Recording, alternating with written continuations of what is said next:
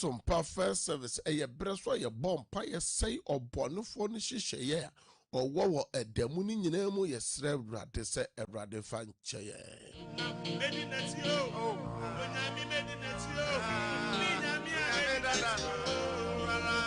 A breastwa call na so diabia or so ye dear otias and dear ontias here. O srevra se papa woman no medum now bonny dear a radiman and paddle. Gather your family members to join some perfect service. Tell a friend to join some perfect service. Some perfect service is all about committing the whole day into the hand of God. The Bible says we are not fighting against flesh and blood. Tresem no Bible no say enye no hunam ni moja enenya. Enam penyufo se de bia ye body se da no boni doson penyufo mo se ade chene yanti asem boni a ye chiru o se de bia ade chene yanti asem boni a ye chiri. Ena Yesu kano Matthew chapter 6 verse 34 se de bia ye body se a dano bonnet dawson, and no yente the cost will save you, mamma. A Sonia so trana jaboso, put him home. Na a branch your own num ne tramo or ye tramo wasem, intica woo Bible saka bonnebekum or bonny fool. As wait ye timemu for be or tin a baby. Or tin a baby a sign sign. So post for per one chiwon. Na otutu no. Ubi or tin a baby. Ubi papa. Ubi mame. Ubi ba. Ubi near. It wake count. Emma nipa atoto. Yes, sir. A radin for one cra. In see. Yentine say some perfect service no. From who Jim no bon pie sre rade bambo se boni be a word denumuni a sign be a de ye evil agenda no a rade breaking out man. David said me could die na me die na de chin no na a rade sano ekutami. Eya foul phone no so foul phone no na like some page no eya share link no ma afoforo so ntb eya foul comments bra eya foul comments bra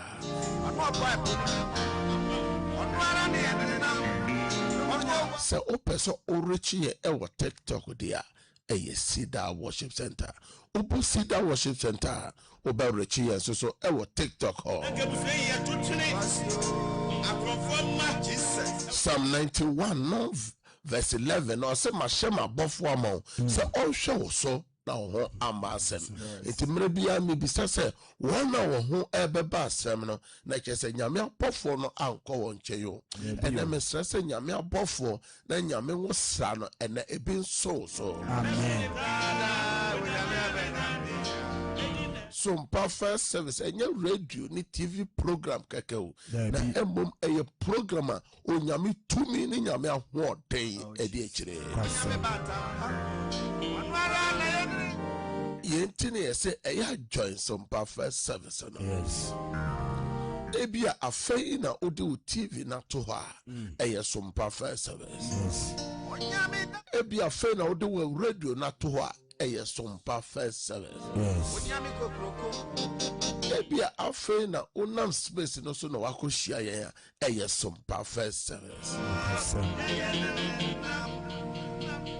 Ebia sabre wo adwuma ana sabre te kama wo adwuma o fie be bibio wo biara fa hoje some perfect service no na won so obedi adanse. Yes. Yani David beya adwene it was Psalm 103 Psalm 103 verse number 1 to 3 ye gira so na ye dia David ase ene ye okuada ye chiachia kwaku ne akuafo nyina ye chiachia mo ene so eye midweek ene ye midweek ebia efitwada ebesu okuada yi nneɛma nkɔ yi ama wa deɛ meka kyerɛ sɛ nonsia wɔ hɔ ɛbɔ mpere no nti ɛfiri dwoada ebesi ɛyɛ na okuada yi ɛyɛ nonsia ɛbɔ anɔpa no na ɛfiri ɛnɛ kɔsi ne memene da ne kwasi ada no ɛbɛyɛ wo so nonsia ɛbɔ anwummerɛ sɛ nonsia da bia wɔ mmienu yɛwɔ deɛ ɛbɔ anɔpa na ɛwɔ deɛ ɛbɔ anwummerɛ nti sɛ ɛfiri dwoada nneɛma nkɔ yi ama wa ɛno nkyerɛ sɛ na aka no nneɛma nkɔ yi ma obi sɛ metu meka akɔ m'adwuma so mede ka bae fu a metɔ gu meka mu gas nyina ayɛ meka deɛ meka kyerɛ sɛ wiem nya awurade sakyera no a kɔsoa kyɛ awurade di sɛ nonsia bɔ anɔpa no na ɛnyɛ wɔ wo nonsia a wo anwummerɛ nonsia no deɛ ɛbɛyɛ wo nonsia enti midweek yi a yɛwɔ mu ɛfiri nnɛ kɔsi sɛ na wɔtwe no bɛkɔ awieɛ no wobɛhu nyankopɔn animuonyam yɛntie nyankopɔn asɛm mekra hyira awurade na me mu adeɛ nyinaa nhyira ne din kro mekra hyira awurade ma ɔwerɛ mfi ne yɛpa nyinaa na ma ɔwerɛ mfi ne yɛpa nyinaa ɔno na ɔde wo mfonsuo nyinaa kyɛ wo na ɔsa wo yarewa nyinaa ɔgye wo nkwa afiri amena mu ɔde n'adɔyɛ ne mmɔborɔhu no abɔ wo abotire amen ɛnɛ deɛ meka kyerɛ sɛ nkwa ekuta wo kɛkɛ no ɛno koraa yɛ agyapadeɛ kɛseɛ deɛ sii ɛwɔ sɛ wi hɔ no sɛ nipa no ɔnyare o anso so wawu wo deɛ woyade anso nyame aso mo wagye wafiri yareɛ mpa so ɛna mpa a wokɔda so a wonya nkwa no saa mpa korɔ na obi akɔda so wawu hospital kɔ ya wasan ya ba sa hospital kɔ oyɛde obi kɔ no wa ma ɛnɛ deɛ unam a wusu deɛ atoto no ebi ato bi ama ɛnɛ akoma yadeɛ ɔhaw bi abɛto no so aso deɛ unam ni nyinaa onyame agye wo ɛno na David sɛ ɔno na wagye wo kra efiri deɛ bɛyɛ amena mu nti amena no bi yɛ yadeɛ ebi yɛ ɛka ebi yɛ fidi somfo afidie ebi yɛ san a ka ɛsan nipa wohwɛ sɛnea nadbo ɔmo bu akɔntaa ɛfa nsuo ɛtɔ kɛkɛ ɛyɛ na ɔtwe twa mu no ɛwɔ nkraine ne mpɔtamu ne ɔman Ghana mu ɛfunu a yɛyi wɔn ɛyɛ aduasa ɛnan na wɔn a wayere a wɔn adehyɛ de aba sɛ nsuo no tɔɔyɛ no yɛhu wɔn no ɛyɛ nson na kyerɛ sɛ onyankopɔn agye wo obu ha nsuo no ba wo fie wɔn kra ne pɔtɛ mu wɔwɔro nyina buyɛ nsuo no yiri wo no man ketewa ne mpanyinfoɔ ne nyina mu awurade asow mu yɛhwɛ accident a ɛgye nipa nkwa efiri wɔn nsam yɛtra wo bebree aso ne nyina mu oda so te ase mepɛ sɛ ɔma wo ne so let God hear your voice. Open your mouth and talk.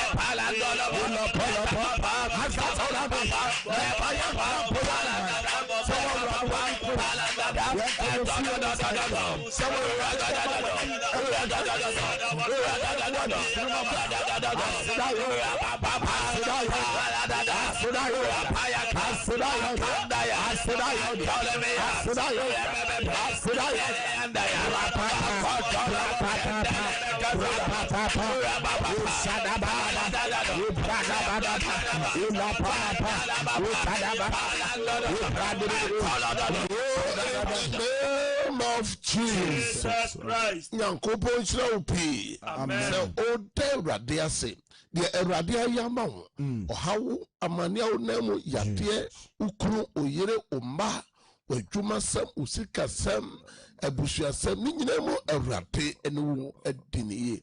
Awurade mo buru hono ebia so uko na yeso da ye basabasa homu nioma wonemu nyina oda so te ase ebra so se ekwa Awurade anim Bible say bone nko na etiti ye ne Nyankopɔn tem osese yakuma mu yefo a ye de nam ye prekwa doma hewane no se bone nko na etiti ye ne Nyankopɔn ose na wonyina ye bone o Nyankopɔn ni monyam no abawo ye nyina nyame asem so was Psalm 51 verse 3. Psalm 51 verse 3. Na yɛmfa Awurade hɔ bɔne fɛfrɛ. Na mahume mla to no. Na mahume mla to no. Na me bɔne wɔ m'anim daa. Na me bɔne wɔ m'anim daa. Enti yɛ ho mla to. Ɛyɛ ho fom a wafom Nyankopɔn. Ne fom a wafom ne pa. Confession time. Pa mo kan srɛ Awurade. Ɔsɛ yɛ kan no kwa mo a ɔyɛ no kwa fo ne training ni so de bɛkyɛw na ɔbɛtew ho afiri no ma ɛntrɛ. Confession time. Pray.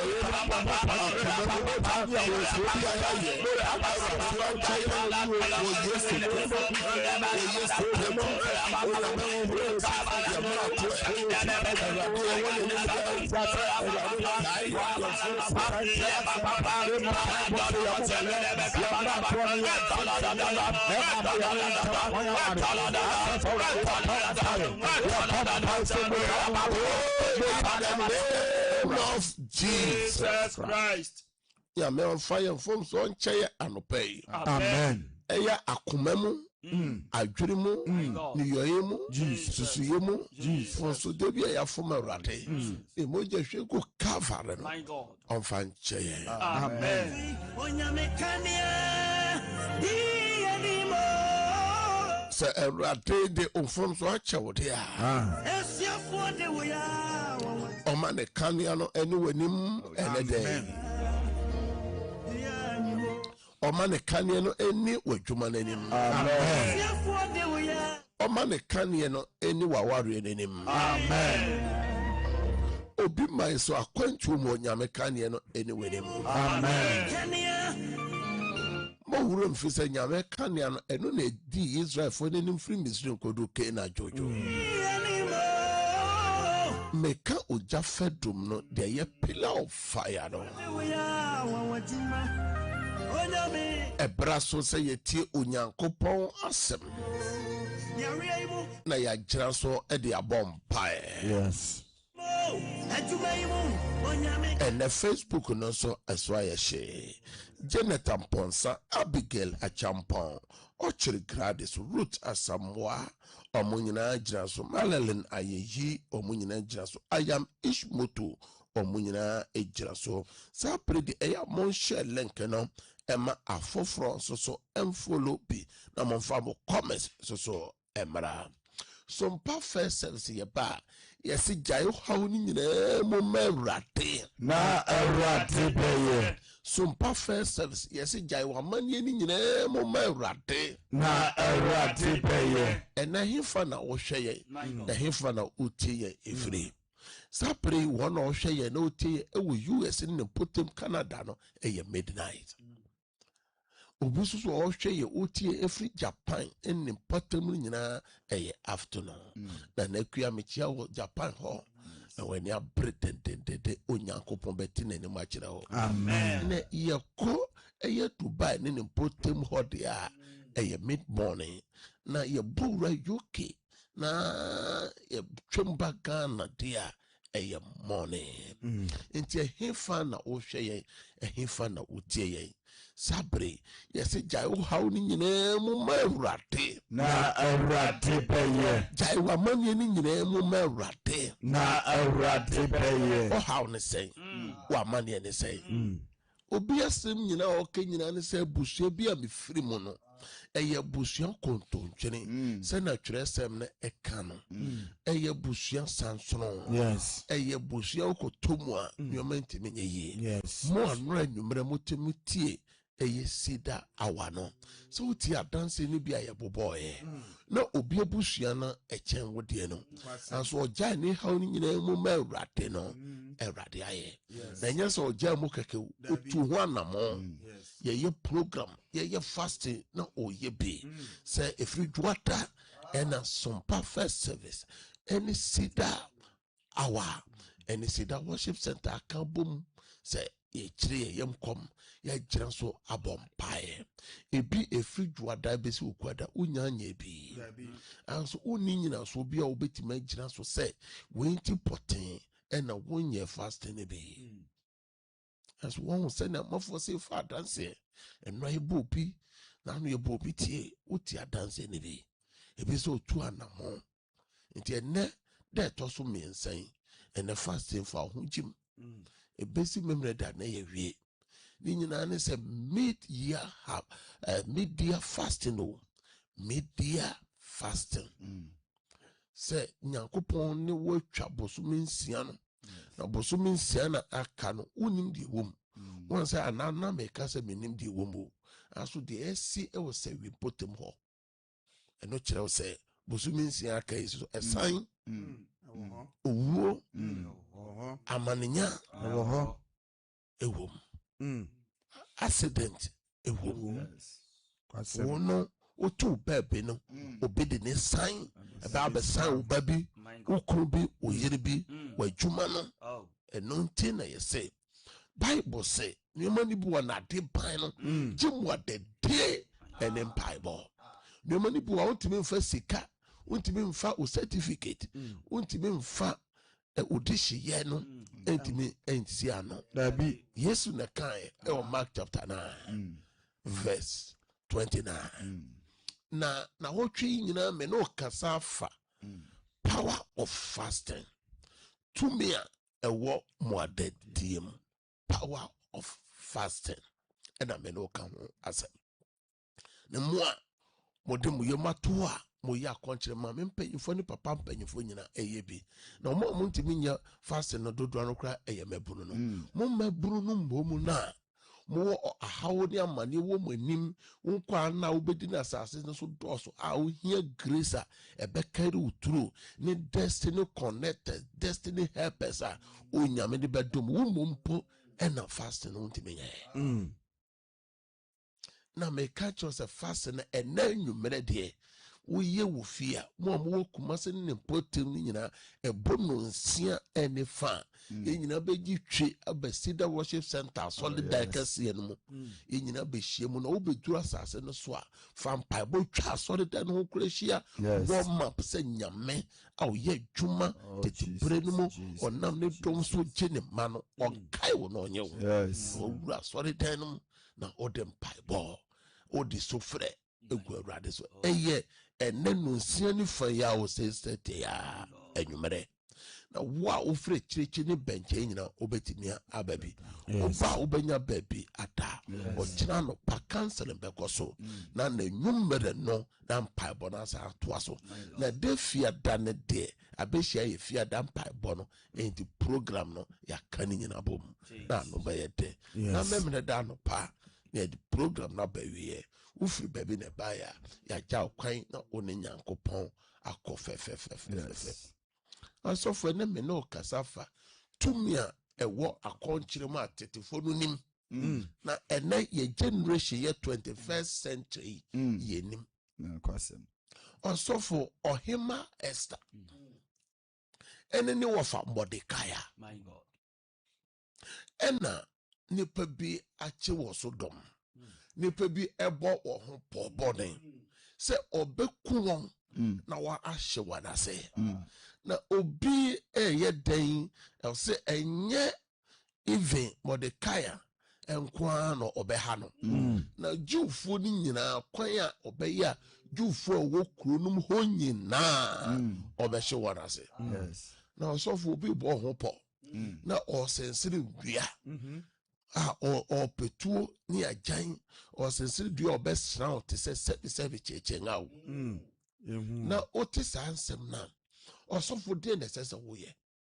wo ko ye case wo police station ukope asojafo se baby eduru de jise mu bedi boame if say nipa bi episode kire me so dom na nipa ye frɛ won se Mordecai ene ne wafa se omonim sonso mu nuama omonim se battle bu ho a yem battle no physical o battle no physical to ko bu ho a okono hunam a obedi nkuguo kwasem eno na ama nipa pi wodi nkuguo no enti ye kan kire se baby eduru eya konche na onya nte ase enti na onya mfa ho ti mu no na woti ase enne minim se odi ho beye dai ebeji na maka Joseph fast obeti minus 6 to 12 obeti minus 6 to 3 obeti minus 6 to 6 obeti minus water fasting and obeti minus dry fasting so obeti me di one jim say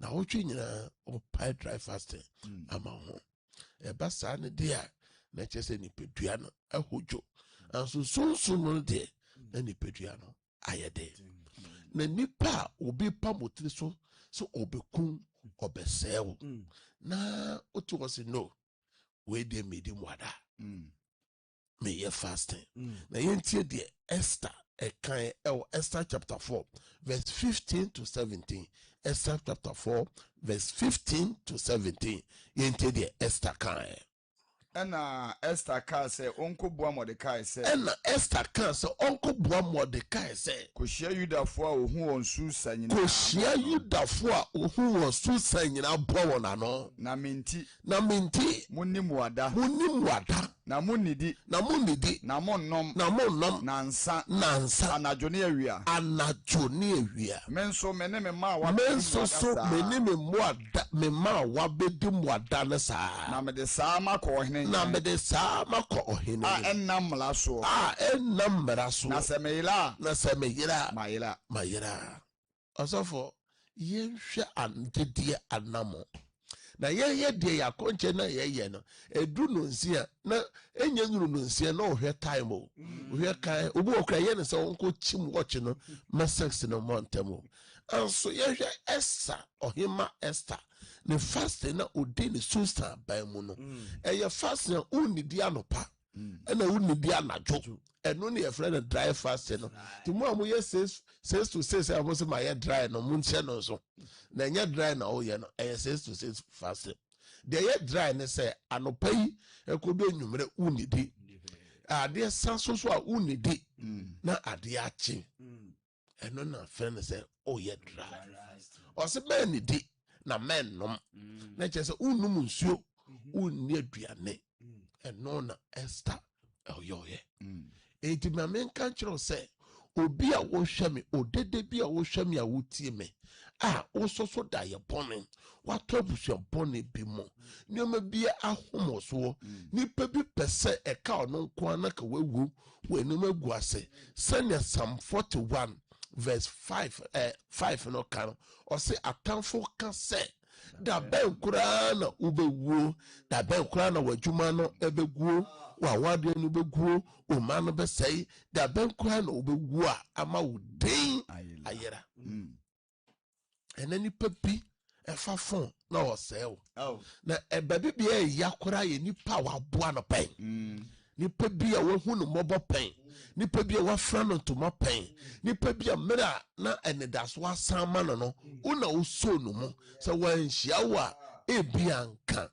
enimu gu ase na se konti ase se nipa no mompo na eka no nko ka wawu eka no nko ka wonu gu ase eka no nko ka won sesi fom wa wadu egu wa dwuma egu wo ye sofo ministry wo da wa no no ministry ne ka enfre won sa wo mark o manwu wa wadu ka wa wadu egu wonya banya mande wonya mane e wa kwantu mu ni nyoma wo ye nyina kire se opew fom bo Insamo kan fa ho nyina nya nokre o de ketema troke kan ho nsem enti se nipa no enye police asem ena enye court asem se nipa no ye dimu ada wo ne tiri so na umwa be die no onkom no nyina wo boni di wom na de osusu hyehyɛ fa ho nyinaa na awurade ama ne nyinaa abɔ adaneɛ ɔwɔ mmaa na akɔ no so ɔwɔ kunu na akɔ no so ɔwɔ yira na akɔ no so ɔwɔ adwuma na akɔ no so ne ɛmu yadeɛ na akɔ no so. Bible say Jotu amana no beto na menam na domu no bomba no ebesere akɔ no so. Proverbs chapter 20:20 ye wo quotations bi ya me de so for me ntimi nko nya wo ntimi nko nya wo me quotation back say o say adom nyina nya nkopon wa frɛ waba ni dan ni monyam no eno no ma hu na mane kakra nsa obesisi open obema wasi tim na wama wo nyina so ono na adom no wo no dada.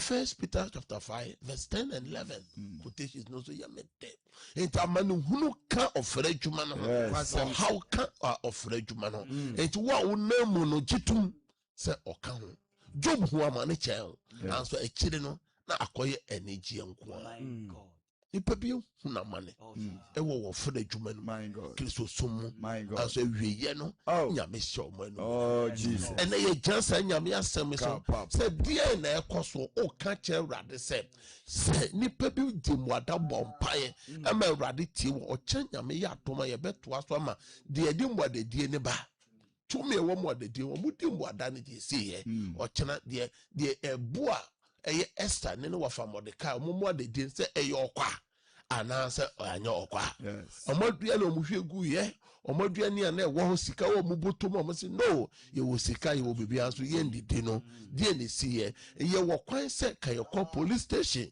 ye wo kwan se nipa no odi watam no ka obeyi na no ka obe somo obi se ko ka che se nsema wo ka fa me ho no Matthew na denti enna o yesa wan koka what do you Bible? Mama fire Bible, Daddy fire Bible, a brother na baba wa uti me fire Bible, and any pepi a one woman will sense from fire Bible. Yeah, ama wa kanu tim say onya papa biona papa yasa. Bible say yambra ye betwa so aba woni brem. Kasa rade, and now pay, radical Bible mu, ma country mo, radical me. Oh yes, so demo. Fear one. Vampire,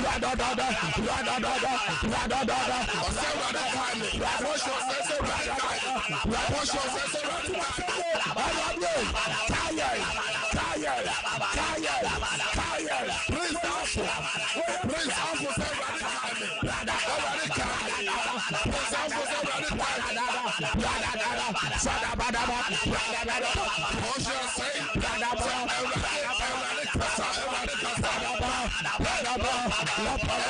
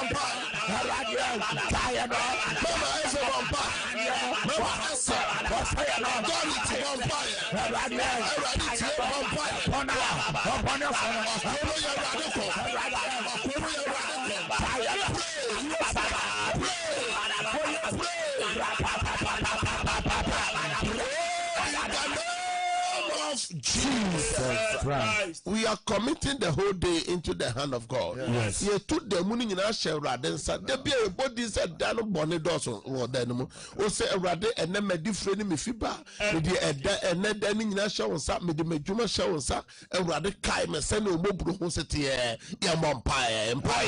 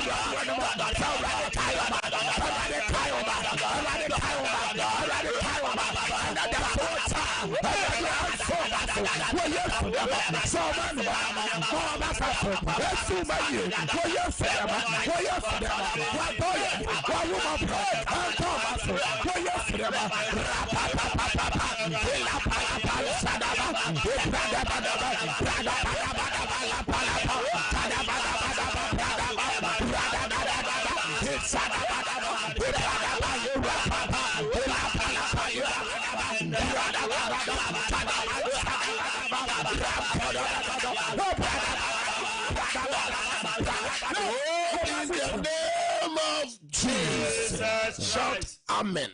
Amen. Amen. Amen. Amen. Amen. It says that the old can be a yes. Prayer number 3. We are praying against any evil plans, any evil thoughts, yes, any evil tongues. Eye akatrema boni bia, ano boni bia, ishishaye boni bia. Jesus. Ye bompa ye say enye juma ye say no. We break it out. Any evil agenda and any evil dreams, we break it out. Because at the bonny, ano bonny, my bonny, feed the soon for no, feed the no, die your bonny no, at the bonny no, say yes, she said, Madame Sophia, she said, come be afraid, we break out, we break out, we break out, we break out. Mouth and break it out.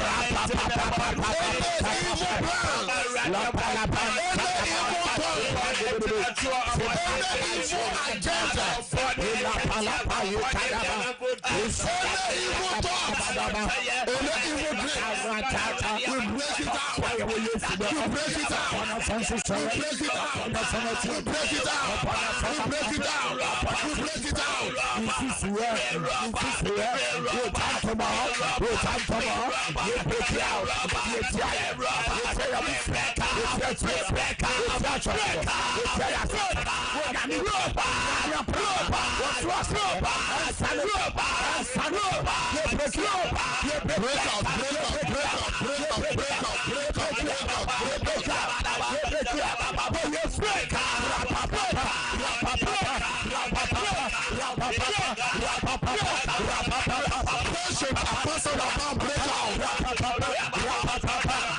And the sinner Abraham break it out.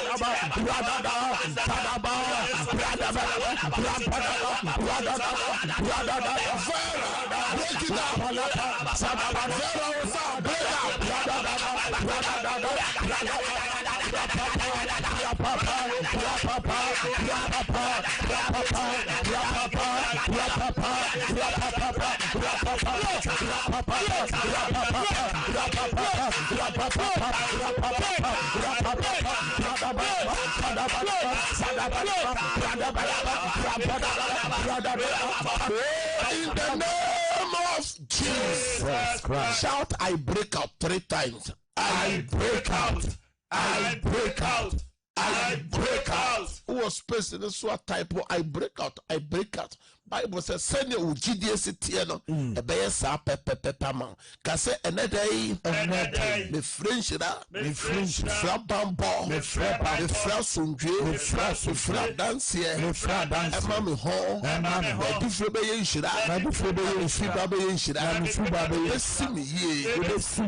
yes, so dear. Eradical man. Send your mobile city. Amen. Amen.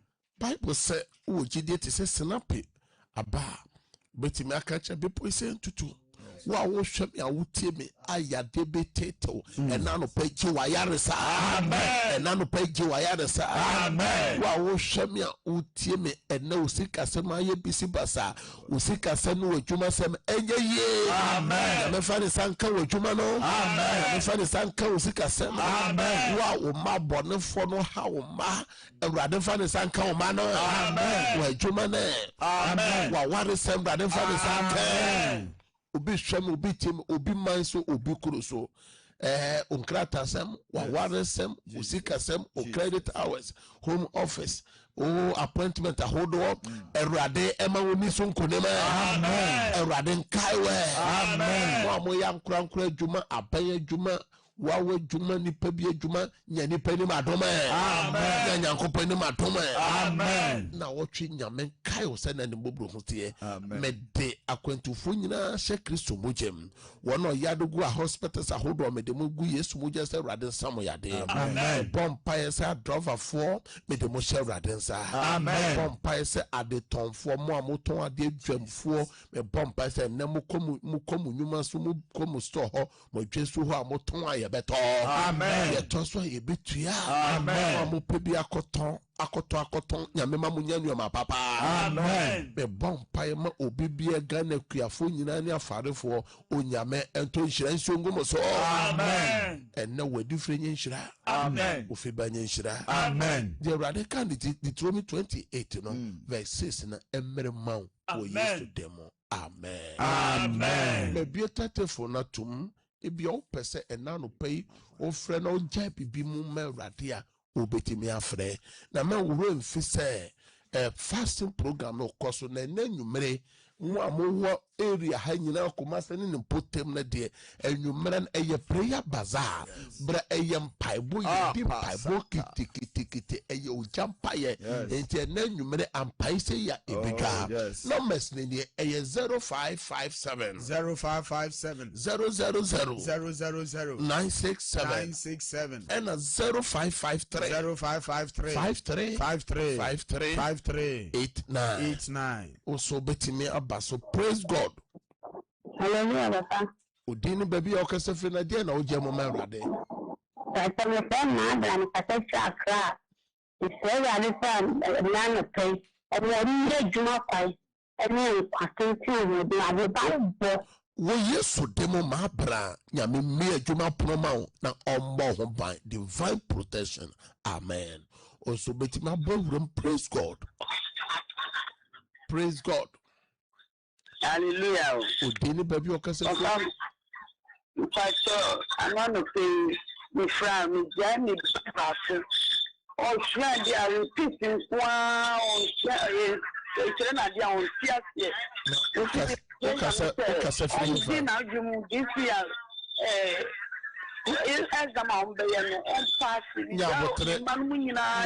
nyabotre me no kasa o kan wo so team bi oba no de sen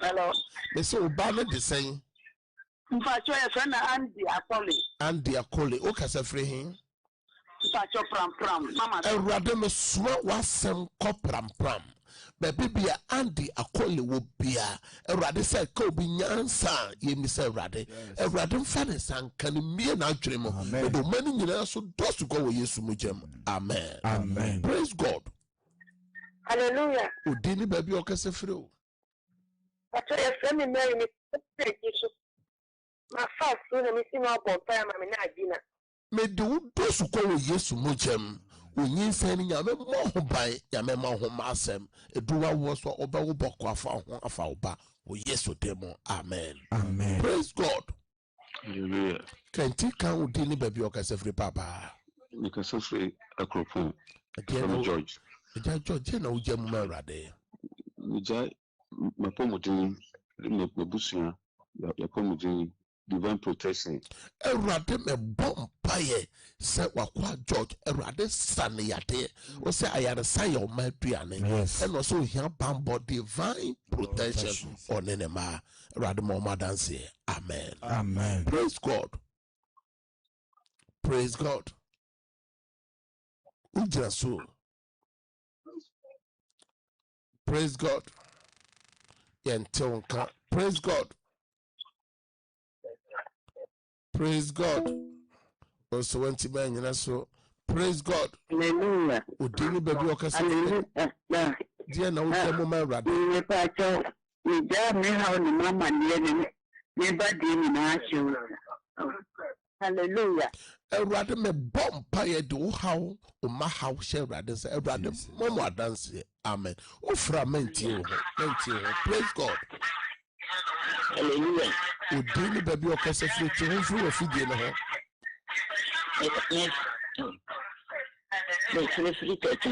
ho kasa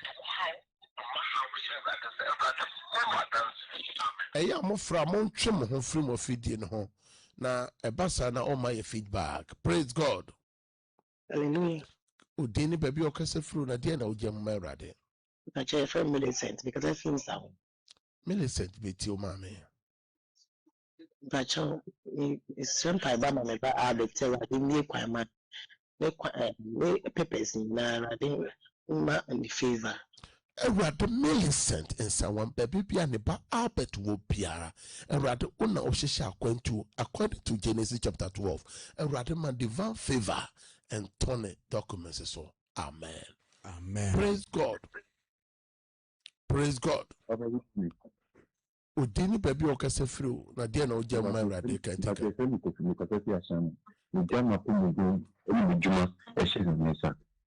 Awurade me bom paye ma Kofi Ashaman na juma sem na pomoden Awurade mane ne ho adanse amen praise God udini baby okasa free na dia na ogya ma Awurade ma me divide area me fresh Washington Washington mama oh me penny amoya no pay na me yare ba no pay baby do penny me yare na me di mo echi no me hu difference ya so many hallelujah Awurade na eye mama me bom paye se Awurade a osan yade no udompe mu ontri mu ne pedwem Awurade nsaw yade Yesu moja flash o system no mo wo Yesu demo amen Jesus praise God udini baby okasa free hello udini baby okasa free na dia na metie wo ma me kasa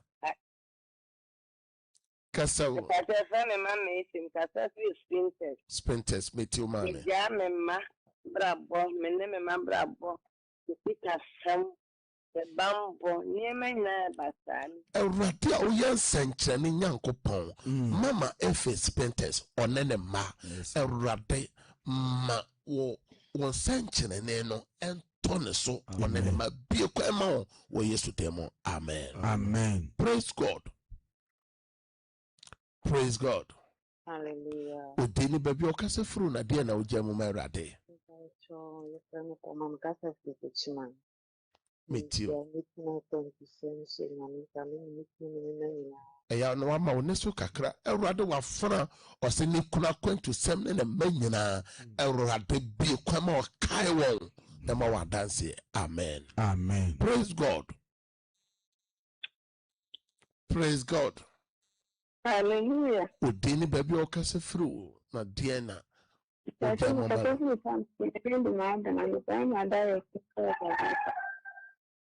Awurade daye basabasa bi a maabra ensoso de di soso aso bone be bre wafena be di Yesu di twata ye no mo. Amen. De daye papa no de Awurade ma no mrema. Amen. Amen. Praise God.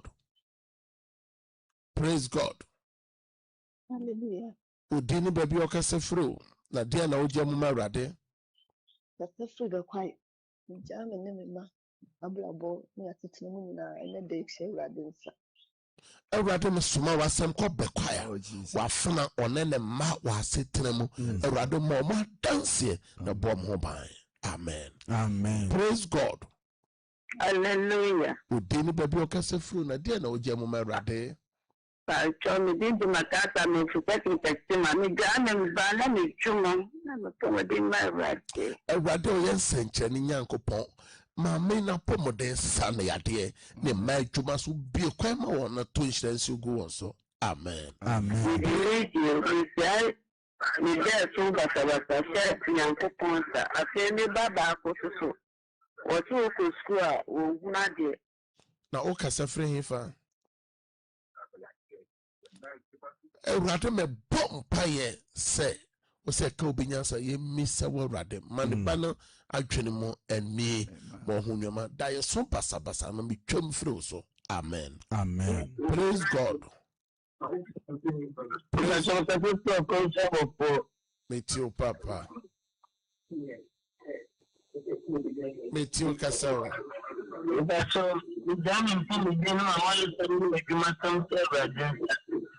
Awurade wafena na adwumasem na waresem wo ye senche ni Nyankopon. Yes. Jana brabo mo senche ne.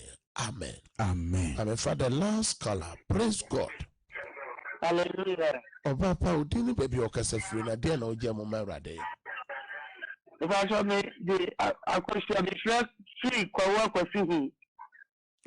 Me mania aware eto mo pani pese juma Omacho lete obunya juma nye me Me bompai Awurade me suma wasem kokwawu wafana one ne ma Awurade obokwan to baby bi akwani Awurade adwumasem awaresem kwa bi esisi de ya pam de ye nome Awurade yifiri won so Awurade bi kwan ma won ma wadanse. Amen. Amen. Mesrese mo amofre nyina mesrese ye de bre na ye adwuma enti no me sign out na mafre the same number say many me team and mo be bompire number back we kan wa mofra mo sa be kan ye 0557 30 90 80 number say nyina mofra mo sa be kan nyame ya adoma eye dwuma de every Monday ekosi Friday into ochina same time ochina ya be sign no we share wa fidikesi so anopa na me kai was a fasting no ekoso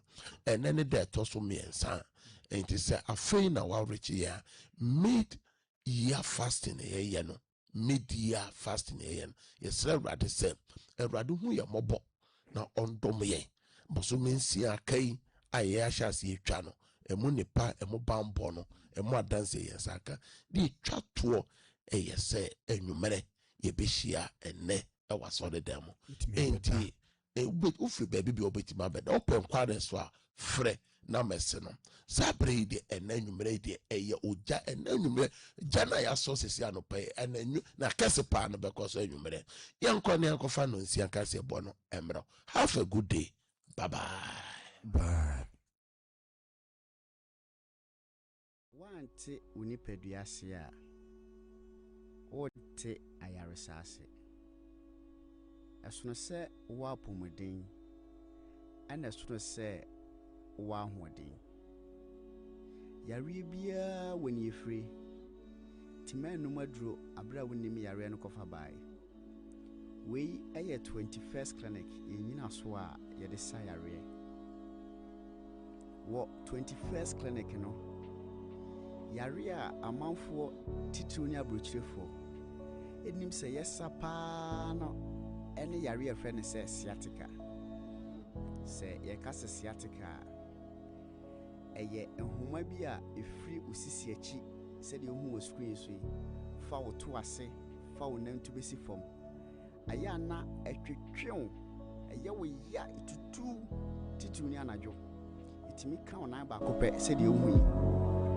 Na ema se wonante akakra na ye wo ya untimi nyina na so etimi ma mpaboa akra mpo wura uhu 21st clinic ibenya abotre akyerɛkyerɛ mu wahu se yare na eso afa osisi achi ni nyina no ewo ni efiri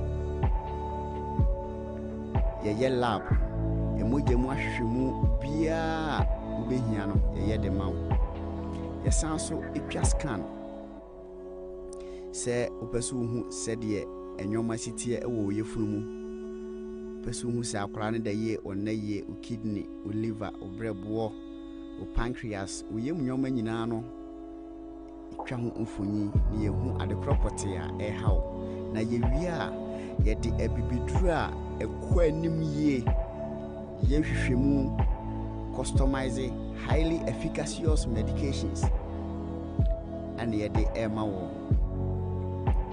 fi say what 21st clinic no ye gidi say enyoma ema ye yare wa asase su nyina enemre mu no dodo na no efri yenu ne die mu enti se aduro foforo ekofa yenum akwa ewo sendro no ehotie esono mfidie a ye de hwehwemu ena sono mfidie a ye de sayare ewo 21st clinic na ye branches no ahodo na edoso to be fan number ye dash screen sui na wafre esanse ye wo Accra, Kumasi, Techiman, Nkranza, Wenchi, Sunyane, Brekum, Goso, Debiso, ene Dwaboso. Chesemfoni a wo hu nyina no every 21st clinic. Fre ye number mienu egu screen sui. Na yenchro yaso ya eben wo. Se eye akomayare. Esichire yare. Otu asintini atwetwon wayase etutu typhoid ulcer ayemkro oboa no ehyehyew wachikase no eye wo ya etutu wodwunso ntentem wohonam nyina adwa se de moku aye ho no kan wakoma toyem frɛ ye call center for no sisia ewo 0540 311 311 0540 311 311 and 0546 616161. Yebejo so nchechiremu ne branch na hodo de ben oni nyina no yebenya abotre na ye ne wadi nkomo se yare enkoa na etetewa mu wani ngie a mesrew kan wakoma to yem esanse Nyankopon edi 21st clinic Abril say be you were free amane ne atete oyewa ufam efayare hye so say yewo Accra Kumasi Techiman Nkranza Wenchi Sunyane Brekum Goso Debiso ana Dwaboso ye adwuma fridwada edi kosi memenda so wani gye ebibiduro ho nko ade a ene na eye 21st clinic and a clinic of your time.